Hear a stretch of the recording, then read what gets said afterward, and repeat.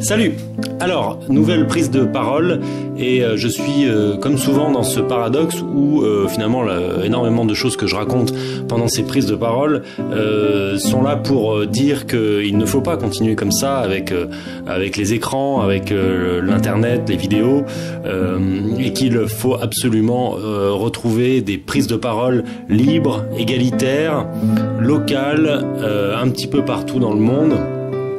Sous la forme d'agora, sous la forme de théâtre, sous la forme d'assemblée et donc voilà, je suis sur cet outil diabolique, sur cet outil numérique en train de dire cela et en même temps si je le fais, si je suis dans ce paradoxe, c'est parce que j'ai pas beaucoup de moyens.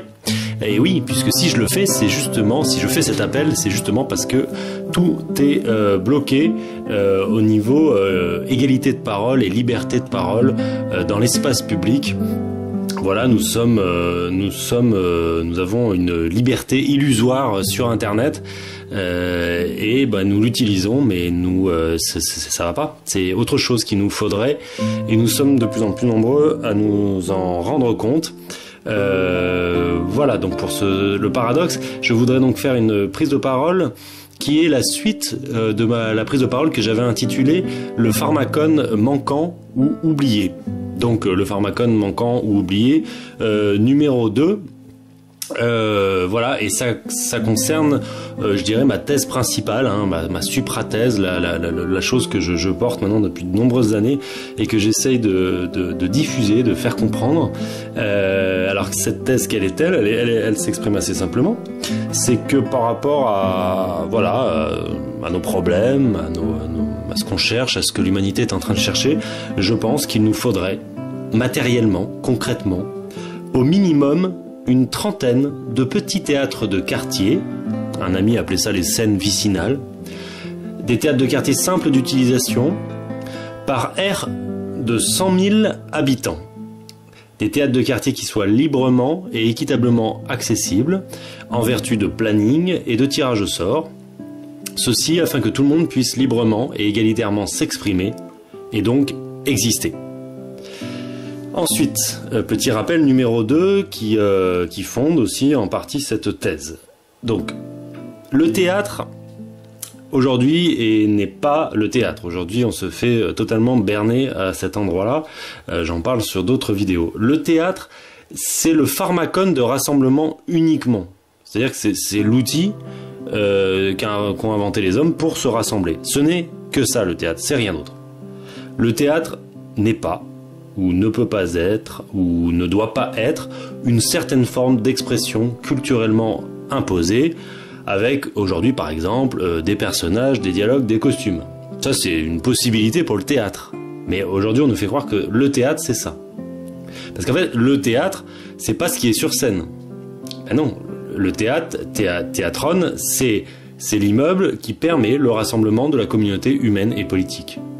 Ou bien, si vous voulez, ça peut être le cercle que l'on forme spontanément, que la communauté forme spontanément, afin d'observer un phénomène.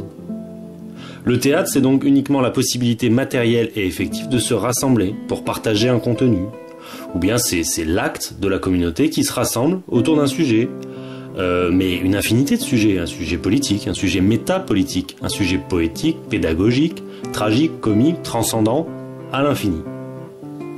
Alors, ce rappel, qui pour moi est fondamental, fait apparaître les possibilités infinies qui existent concernant ce qui apparaîtra sur scène. Contrairement à ce qu'on envisage aujourd'hui, qui est affreusement limité. Cela permet aussi de comprendre que définir donc davantage le théâtre, ça va pas. Et que c'est forcément l'œuvre d'une propagande qui vise à atteindre notre liberté et à nous rendre serviles et c'est au service de la propagande parce que normalement on doit pouvoir exprimer ce qu'on veut. On doit pas cet infini, c'est dans la définition même du théâtre. Si on nous dit le théâtre, bah c'est voilà, si on nous dit voyez le théâtre c'est ça, c'est des gens sur scène en costume qui s'échangent des dialogues. Si on nous dit le théâtre voilà, c'est surtout Roméo et Juliette, c'est surtout le Cid de Corneille. Si on nous dit ça, on perd l'infini des possibles et donc on perd la liberté et l'égalité et la fraternité que nous offre au départ le théâtre, l'idée de théâtre. Donc, en fait, ce qu'il faut comprendre, c'est que toute expression humaine, quelle qu'elle soit, qui apparaît à la communauté humaine, qui s'est rassemblée pour l'occasion, grâce à l'outil du théâtre, ben c'est ça le théâtre. Voilà, et c'est tout. Et donc, une fois qu'on a dit ça, en fait, jouer Roméo et Juliette de Shakespeare, ou jouer le Cid, ou bien Mireille que tout le monde connaît dans le coin, Mireille la citoyenne, qui nous explique sa recette du cake aux orties et qui nous en fait goûter. Eh bien, ces trois choses se retrouvent exactement sur le même plan et possèdent exactement le même intérêt théâtral et donc le même intérêt crucial pour la filia, pour le vivre ensemble, pour que tout se passe bien entre nous, pour que tout le monde soit heureux. D'accord ? Alors, je vais maintenant développer cette autre entrée par rapport à cette thèse. L'être humain a des besoins premiers, manger, dormir, etc. Et il y a un besoin qui serait peut-être encore plus premier que par rapport à manger. C'est le sentiment d'exister. Le sentiment d'exister, c'est notre besoin commun et premier à tous. Ce sentiment d'exister, nous l'obtenons dans les relations que nous réussissons à établir avec le monde. On peut, dans la relation avec des arbres et des oiseaux, on peut obtenir ce sentiment d'exister. Mais pour nous, ça marche encore mieux, et en particulier avec les relations qu'on établit avec ceux de la même espèce que nous, avec les autres êtres humains. Oui, nos relations avec les autres nous donnent parfaitement le sentiment d'exister. Et c'est ce sentiment d'exister qui va nous amener à désirer, à choisir la vie plutôt que la mort. C'est ce sentiment d'exister qui va nous inviter à continuer d'avoir des rêves, d'avoir des désirs et de poursuivre sans cesse ses rêves et ses désirs. Donc cela est tout à fait premier, et donc cela est tout à fait précieux. Et donc c'est tellement précieux pour nous que nous sommes tous, malheureusement on pourrait dire, tentés de créer quoi ? De créer des relations de dépendance. C'est-à-dire qu'on va chercher à rendre l'autre dépendant de nous pour qu'il ait constamment besoin de nous, pour s'assurer que notre sentiment d'exister sera toujours plein. Et donc, comme nous faisons ça, comme nous avons envie de faire ça, comme nous avons besoin de faire ça, de créer des relations de dépendance, nous sommes même carrément ingénieux pour faire ça. Et nous sommes très très fins, très très malins pour créer des relations de dépendance. Alors souvent on croit que ce que j'exprime là, c'est uniquement valable en amitié et en amour. Pourtant, c'est exactement la même chose qui se passe en économie, dans notre économie, et même dans ce qu'on va appeler notre macroéconomie. Ben oui, c'est la même chose. Les entreprises, elles sont pilotées par des hommes, par des patrons, qui vont créer la relation de dépendance. Alors pour gagner de l'argent, pour faire du profit, mais pourquoi ils font cela ? Alors, en fait, donc c'est vraiment au niveau du psychisme, c'est très simple. Le fait qu'une entreprise s'organise diablement, qu'elle va remuer ciel et terre tous les jours, qu'elle va travailler énormément, qu'elle va dépenser beaucoup d'argent, à seule fin qu'on ne puisse pas se passer d'elle. Car c'est ça, toutes les entreprises du capitalisme, qu'est-ce qu'elles font ? Elles font tout pour qu'on aille vers elles, pour qu'on ne puisse pas se passer d'elles, pour qu'on soit dépendant d'elles.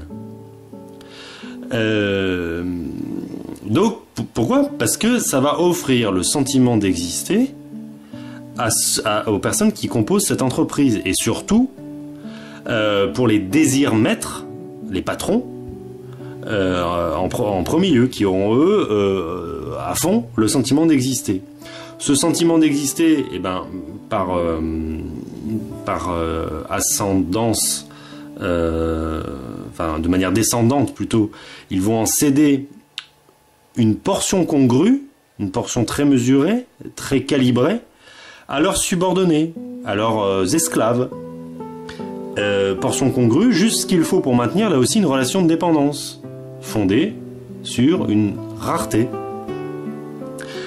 Voilà, c'est finalement assez simple, hein, l'état des âmes autour de nous. Alors, cela a une conséquence désastreuse, de plus en plus désastreuse, voire maintenant là où on en est au niveau environnemental, au niveau social, apocalyptique. Il y a des signes de fin des temps pratiquement, parce qu'on a eu là on a eu l'augmentation sur des siècles là de l'avènement d'un régime global de rareté, de pénurie. Et c'est même la caractéristique première de l'Anthropocène. Donc l'Anthropocène, le moment clé où tout à coup l'humanité se met à dominer sur la Terre entière, à dominer toute chose sur la Terre entière et à envahir la Terre. Et donc ce régime de rareté, c'est la caractéristique de ce moment où on se met à envahir la Terre.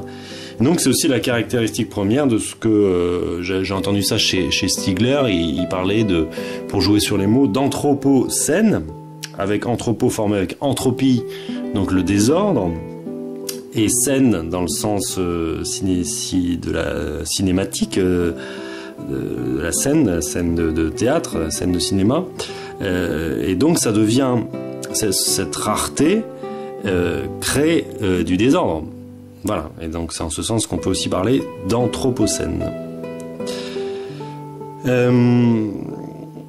Donc, conséquence désastreuse d'un régime de rareté. Et pourquoi on est dans un régime de rareté?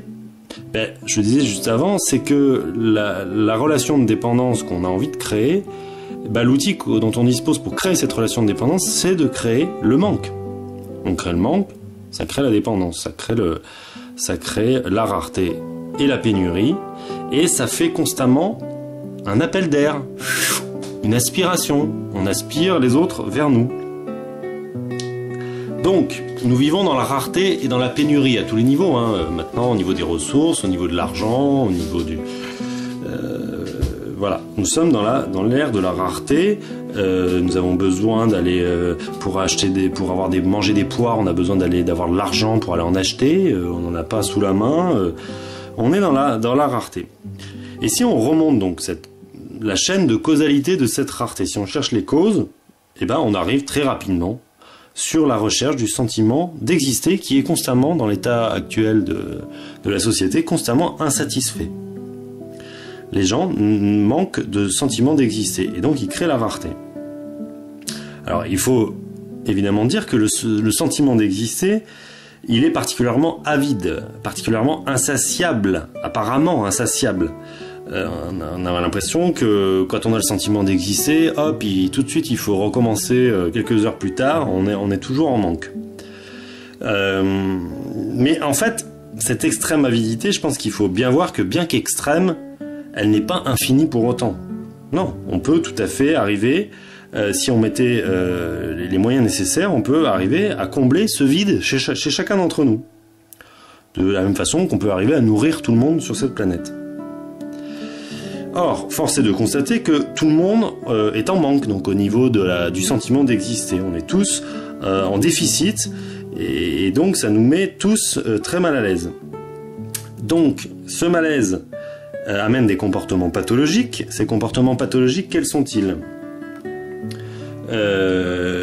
On a notre envie de rejoindre l'atroce société du spectacle. Donc société du spectacle avec des guillemets par rapport à l'ouvrage de Guy Debord. De façon avouée ou inavouée, finalement, on aurait tous envie à des moments de se mettre à briller à l'échelle nationale ou internationale afin d'être assuré d'avoir ce sentiment d'exister. Ça prend pas tout le monde, mais ça prend beaucoup de monde, ce truc-là. Ensuite, avec ou pas avec, il y a ce que j'appelle la parentite, c'est-à-dire les parentalités qui sont vécues de manière obsessionnelle et maladive. C'est-à-dire qu'on va rechercher notre sentiment d'exister dans le fait d'avoir une famille, d'avoir des gosses, et de prendre le pouvoir sur une famille et d'exister à travers ces êtres de notre sang qui vivront à côté de nous. Voilà deux turpitudes qui apparaissent face à cette famine du sentiment d'exister. Mais en fait, on va trouver dans ces pathologies toutes les recherches frénétiques de pouvoir.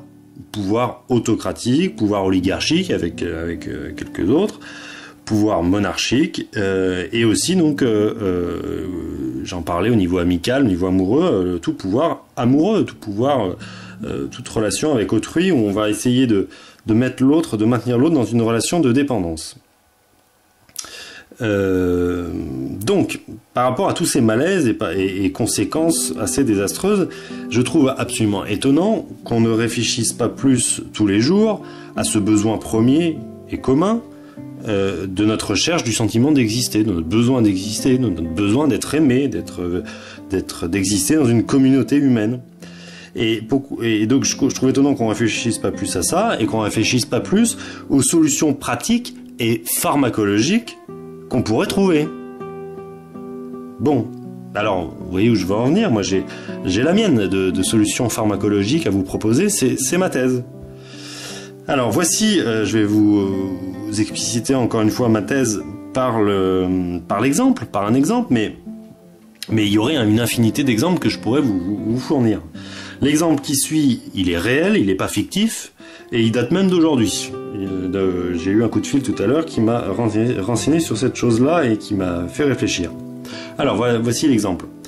Prenez une simple élue de village en France qui a décidé aujourd'hui d'aller embêter, c'est le bon mot, hein, c'est le terme consacré, d'aller embêter une citoyenne, une personne qui est en train de réaliser une construction sur son terrain.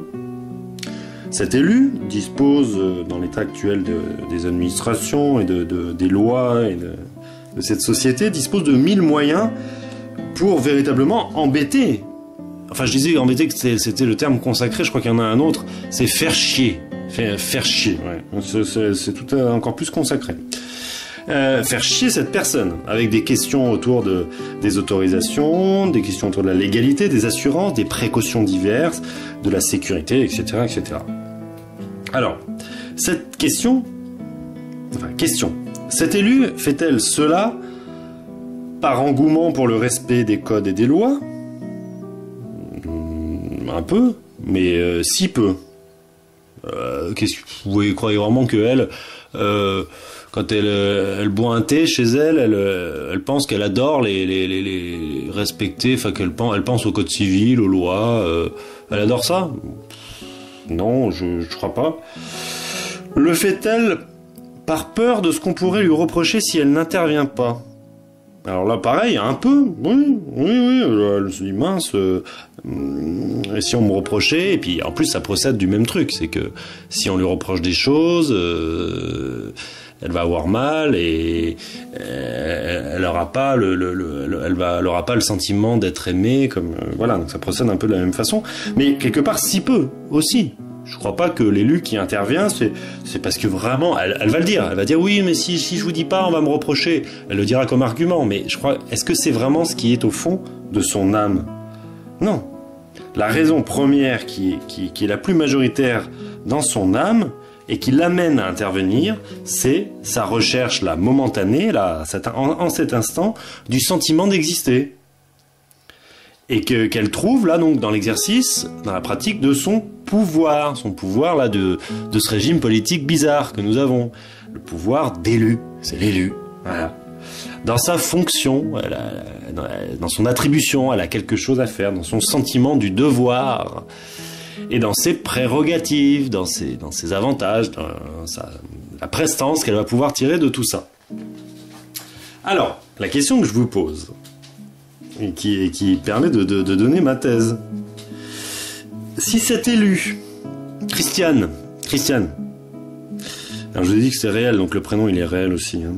Si cet élu, Christiane, avait eu le loisir, la veille par exemple, mais surtout, de raconter devant 30 personnes, ou un peu moins ou un peu plus, ou beaucoup plus, rassemblées sur le théâtre, de raconter sa passion pour, au hasard, ça c'est pas réel, ça c'est fictif, parce que je connais pas les passions de Christiane, sa passion pour les orthoptères, les sauterelles et compagnie. Et si elle avait pu montrer 1001 choses à ces 30 personnes rassemblées. Si elle avait pu récolter un bon paquet de « Oh, c'est très intéressant, Christiane !»« Ah, bah, merci, je connaissais pas du tout le monde des sauterelles, des grillons. Vraiment, j'ai appris plein de choses ce soir. Je suis vraiment merci. Si elle avait pu récolter un paquet d'yeux et d'oreilles curieuses à propos d'elle, à propos de Christiane, à propos de cette personne humaine, et curieuse étymologiquement, on a dans le radical là, curie, c'est donc prendre soin. Donc si on avait eu plein de gens, là 30 personnes, qui étaient curieuses, qui prenaient soin de Christiane pendant 1 heure, pendant 2 heures, et qui s'intéressaient à la passion de Christiane. Mais s'intéresser vraiment, pas juste pour lui faire plaisir, parce que c'est intéressant, parce qu'on est tous intéressants en fait, c'est ça qu'il va falloir qu'on comprenne. Eh ben, les choses se passeraient ensuite très différemment. Si nous voulons attirer sur nous la curiosité, et nous le voulons tous, quoi qu'on dise, c'est parce que nous voulons que la communauté prenne soin de nous et qu'on veut être aimé. Donc, je continue ma question qui est longue, mais vous allez comprendre. Si cet élu avait vécu ce moment, la veille au soir, eh ben, on prend les paris. Je ne donne plus que 1 chance sur 5, au lieu de 4 sur 5, au fait qu'elle aille le lendemain embêter, faire chier sa concitoyenne en jouissant de son pouvoir et de ses prérogatives.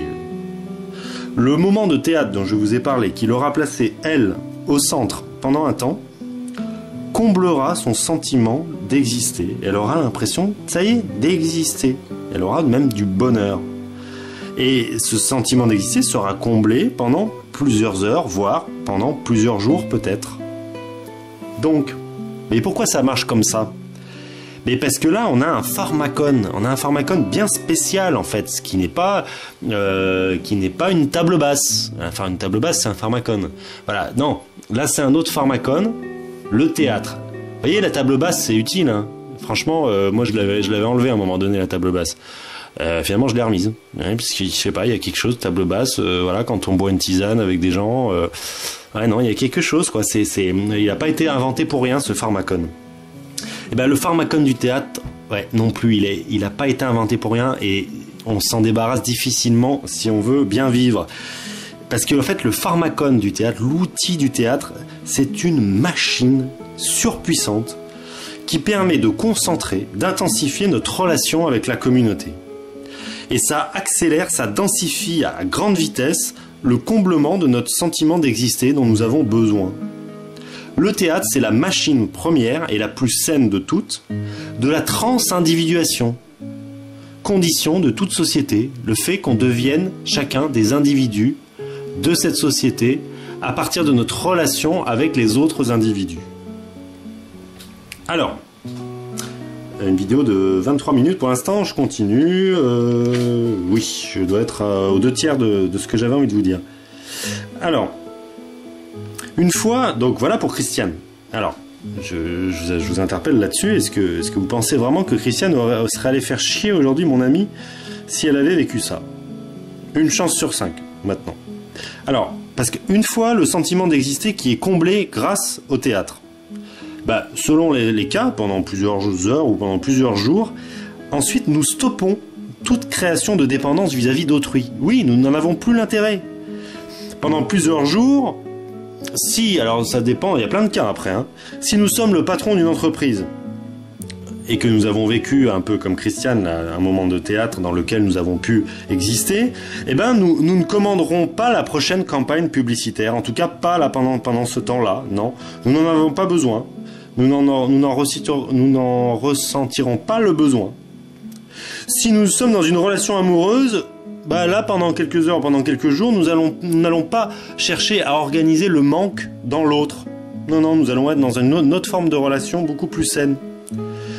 Si nous sommes un grand patron, un grand propriétaire, là, tout à coup, non, nous n'organiserons pas la destruction des jardins communaux, qui ont tendance à offrir de l'autonomie et qui réduisent donc les possibilités d'employer des gens à son profit et qui réduisent la prolétarisation. Non, nous ne ferons pas ça, nous laisserons les jardins parce que nous ne ressentirons pas le besoin d'enlever quelque chose qui donne de l'autonomie aux gens pour créer une relation de dépendance avec nous-mêmes.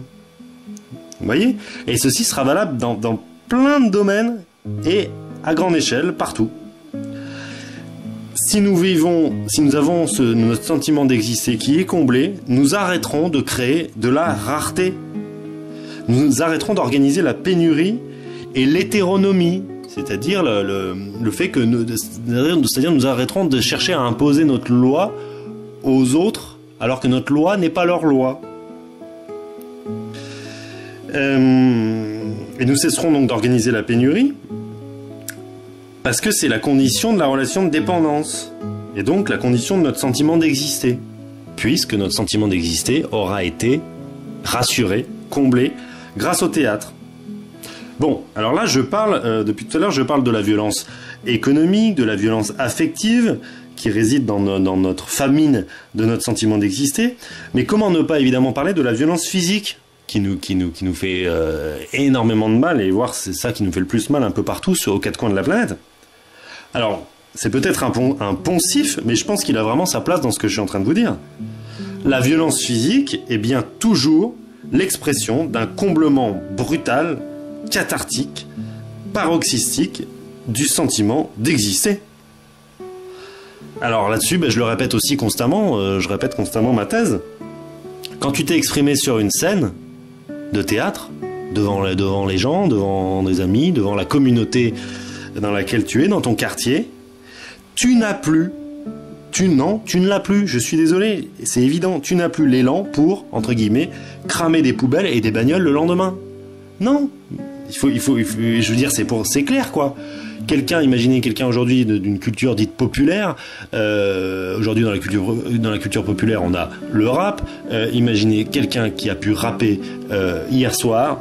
Eh ben, je suis désolé si cette personne, elle est très en colère parce qu'elle n'a pas le sentiment d'exister, justement, et que ça pourrait l'amener à être violente. Eh ben, elle ne sera pas violente le lendemain. Non. Et puis, son rap lui aura permis d'avoir le sentiment d'exister. Mais ça aura permis à tout le monde de se transindividuer et de prendre conscience donc des problèmes politiques, sociaux, pour aller traiter les causes. Alors je parle du théâtre, mais c'est valable pour l'agora aussi, le lieu institutionnalisé pour les débats publics. Quand tu as pu exister donc dans l'agora ou au théâtre, tu n'as plus d'énergie du tout pour t'en prendre à ta femme, à tes gosses ou à quiconque ensuite. Alors tout ceci nous amène à l'idée de Cléos. Cléos, ou ça s'appelle aussi Phémé. Phémé, Cléos, c'est la renommée. Donc c'est-à-dire que c'est le degré, on va dire que c'est le degré un petit peu au-dessus du simple sentiment d'exister. C'est quand on commence, on est connu, on est reconnu dans sa communauté, on est un tout petit peu plus repéré. Mais je vais en parler, ça n'a rien à voir avec la société du spectacle, c'est beaucoup plus sain. Et ça n'afflige personne. Donc le Cléos, Phémé, c'était la possibilité, et beaucoup plus facile à atteindre qu'aujourd'hui dans le cadre de la société du spectacle, pour chaque Athénien de l'Athènes antique, d'être connu et d'être reconnu dans sa cité. Donc je disais, on pourrait tenter de comparer ça avec la société du spectacle, donc les stars et tout, mais non, ça n'a rien à voir. Ça n'a rien à voir, mais en même temps, c'est la même idée. C'est la même idée, mais dans sa version lumineuse. On va dire que donc la société du spectacle, c'est la partie toxique de cette idée. Le Cléos, la renommée dans sa cité, la simple renommée dans les limites de sa cité, c'est la version lumineuse. Car c'est ça, le Cléos, c'est la renommée, mais dans les limites de la cité. C'est-à-dire que cette renommée a une limite. Contrairement à la société du spectacle et au phénomène des stars qui recherchent l'absence de limite. Pour le Cléos, tout se passe en présentiel, c'est-à-dire le Cléos, il apparaît et il est remis tous les jours sur la table dans la présence avec les autres. Il se passe dans le ici et maintenant et il se passe dans la proximité. Donc de la renommée, ok, mais pas de star, pas d'illusion, pas d'hystérie. pas de fanatisme qui est engendré par l'absence de limite, donc, et par une distance qui exacerbe tout. Non, on a la renommée, mais ça se passe, c'est à taille humaine, c'est entre nous. Alors ce qui est dommage, c'est que cette idée de Cléos, on n'en parle pratiquement jamais. La renommée saine dans les limites de la cité. On n'en parle jamais parce qu'en fait, on est que sur l'idée de société du spectacle. Et donc en fait, on sait tous que c'est un petit peu vicieux cette histoire de société du spectacle et de devenir une star. Mais donc on en vient à trouver vicieux toute espèce de renommée. Là, je vous parle de Cléos, vous devez avoir un petit doute. Vous devez vous dire, ouais, son histoire de renommée, là, il veut briller, tout ça. Donc voilà, mais c'est la société du spectacle qui vous fait voir ça, qui vous fait imaginer que toute renommée est vicieuse. Donc je pose la question, où est passée cette simple renommée, qu'on remet en jeu tous les jours, qui repose sur, entre guillemets, la mise en commun des actes et des paroles, guillemets parce que c'est une expression de Hannah Arendt, et donc Cléos qui se vit dans une présence effective et quotidienne aux autres. Présence qui est vécue par les sens, dans les chairs, ici et maintenant. Alors ça nous amène à reposer encore la question des écrans. Les écrans, le virtuel, ont intensifié, ont créé la société du spectacle. Ce double maléfique du Cléos sain et originel. Un Cléos trompeur, un Cléos destructeur, alors que le vrai Cléos, celui qui s'établit dans les limites de la cité, celui dont je vous ai parlé, lui est énergie créatrice et énergie fertilisatrice. Et lui, c'est le degré supérieur du sentiment d'exister, et c'est pour ça que c'est fertile, c'est que ça va nous donner des hommes qui sont heureux. Donc, il n'y a pas de Cléos, nous on est en famine du sentiment d'exister, puis on n'a absolument pas de Cléos. Et donc ça nous conduit donc à plein de turpitudes. Donc j'en ai parlé, donc la société du spectacle, et puis j'en ai parlé aussi, la parentite, la parentalité vécue de manière maladive, hystérique et despotique en vase clos. Alors, et puis donc toutes ces recherches de pouvoir. Donc l'homme moderne, il est aliéné, il est dominé, il est prolétarisé constamment. Il est pavillonnaire, il est séparé des autres, il est hétéronome matériellement, on n'est pas autonome, on n'arrive pas à faire pousser nous-mêmes nos propres poires. Il a finalement très peu le sentiment d'exister. Alors là, petit rappel, exister, il faut toujours l'entendre avec le préfixe ex. Exister, c'est arriver, c'est exister hors de soi, c'est sortir de chez soi, c'est se dépasser, c'est aller vers les autres, c'est ex, hors d'eux. Donc petit développement sur la parentite là. Comme on n'a pas le sentiment d'exister, devenir parent et fonder une famille, c'est un des buts que nous avons. Mais ce qui se passe, c'est que les parents, ceux qui deviennent parents, sont à la base des êtres déchus, des êtres frustrés, qui sont en manque radical du sentiment d'exister et en manque radical de Cléos. Ce sont des individus qui sont prolétarisés, qui ne sont pas autonomes, qui sont dominés dans leur vie. Donc, devenir parent, fonder une famille, va soudainement être le moyen d'exister enfin et de faire chier le monde. De faire chier ses parents, sa femme, son mari. C'est le moyen de dominer enfin, c'est le moyen de contrôler enfin, le moyen de régner enfin, le moyen d'être enfin. Ce que je dis là, en fait, donc c'est valable pour la famille, c'est valable pour les patrons et les élus. Pour la famille, tout ça se passe en vase clos, dans une petite bulle minuscule, et tous les désirs d'exister, auparavant frustrés, vont enfin pouvoir s'exprimer. Et la famille devient une entreprise de réalisation de soi, exactement comme une entreprise privée. Je veux citer donc ici Firestone qui parle d'Engels. Engels a observé qu'à l'intérieur de la famille, le mari est le bourgeois et la femme et les enfants, le prolétariat. Aujourd'hui, dans l'état actuel de la société, la parentite touche presque tous les parents. Le problème du pavillon, c'est vrai que le pavillon, finalement, c'est le milieu favorable pour ce truc de la parentite, de la famille.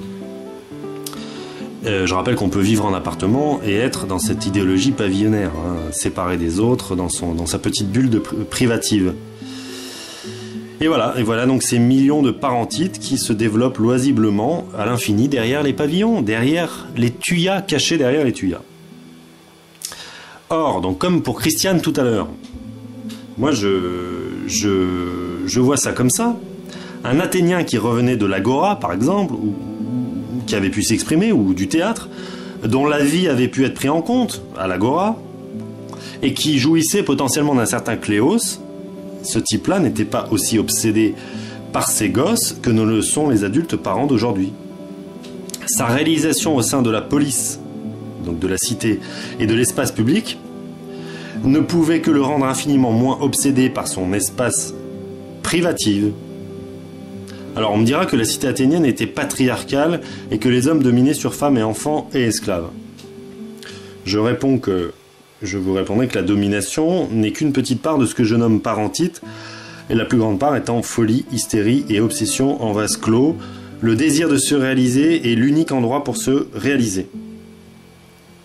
Et puis, encore une fois, la cité athénienne ne donne pas un modèle à suivre, mais contient seulement des germes d'idées à récupérer. Donc, Athènes ou pas Athènes, ça me paraît évident que l'idée de Cléos, elle est très importante. L'idée d'une renommée qui soit à taille humaine est saine. L'idée qu'une existence dans la police, en tant que citoyen actif qui parle et qui est écouté, crée un équilibre essentiel. Tout ça, c'est salvateur, c'est important. Pour lutter donc contre, je le disais tout à l'heure, contre les phénomènes de rareté, mais aussi pour lutter contre les familles modernes, là, contre cette myriade de petites sociétés totalitaires qu'on appelle familles, qui sont tenues par des tyrans, et pour lutter contre aussi les entreprises qui sont tout aussi totalitaires. Donc, je rappelle juste, bon, il y a pas mal de choses sur la famille. Je rappelle juste une citation de Firestone qui nous rappelle que la famille, ouais, c'est un concept qui va pas du tout en fait au départ. Ce sont les Romains les premiers qui ont utilisé le mot de famille pour désigner une unité sociale dont le chef régnait sur femmes, enfants et esclaves.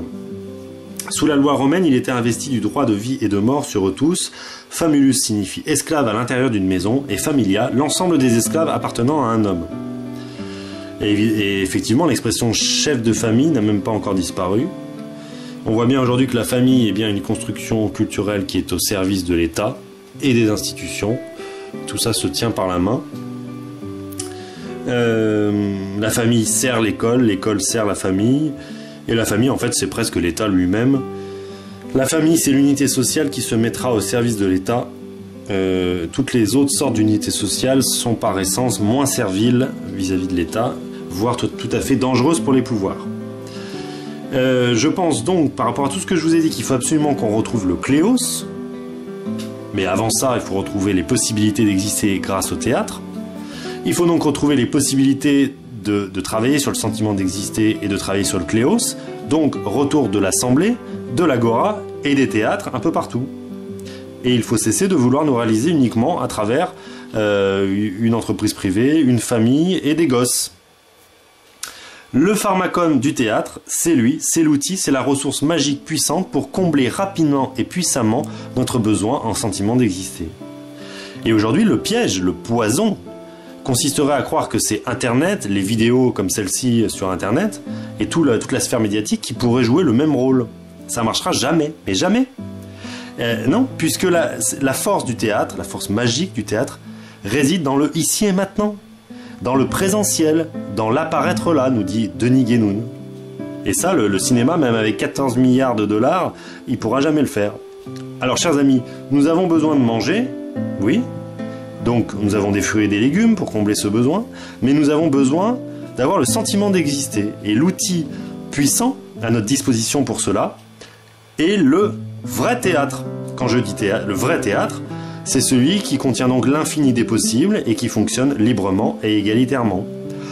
Par opposition à celui d'aujourd'hui qui sélectionne et qui se cantonne à une forme extrêmement limitée et arbitraire et qui empêche radicalement toute vraie subversion, toute vraie philosophie, toute vraie réflexivité et tout soin, toute curiosité qu'on pourrait s'apporter les uns aux autres. Le théâtre et l'agora aussi, donc comme accélérateur, comme usine atomique de production du sentiment d'exister, afin d'éradiquer la famine globale du sentiment d'exister qui est sur toute la planète. Le théâtre, donc cet outil numéro 1 qui nous permet de lutter contre le régime de rareté dans lequel nous nous sommes enfermés et qui va nous conduire à notre destruction totale si on ne réagit pas. Le théâtre pour nous mettre en chemin vers un régime d'abondance. Le régime d'abondance qui est le régime naturel, normal, de la planète Terre et de l'humanité. Voilà, gros bisous, à bientôt. Merci de fabriquer, parce qu'en fait le résultat pratique de tout ça, et donc ma thèse, c'est pour ça, parce qu'une thèse c'est mieux si c'est un résultat pratique, c'est de fabriquer 30 théâtres par aire de 100 000 habitants minimum, théâtre qui fonctionne simple d'utilisation, qui fonctionne de manière libre et égalitaire, avec un planning et un tirage au sort, et où tout le monde va pouvoir aller s'exprimer, et où on va pouvoir prendre soin de tout le monde, et où tout le monde va pouvoir exister. Et ensuite, on pourra ramener le régime d'abondance et arrêter de créer de la rareté parce qu'on aura chacun notre sentiment d'exister qui sera éminemment comblé. Gros bisous, à bientôt, ciao.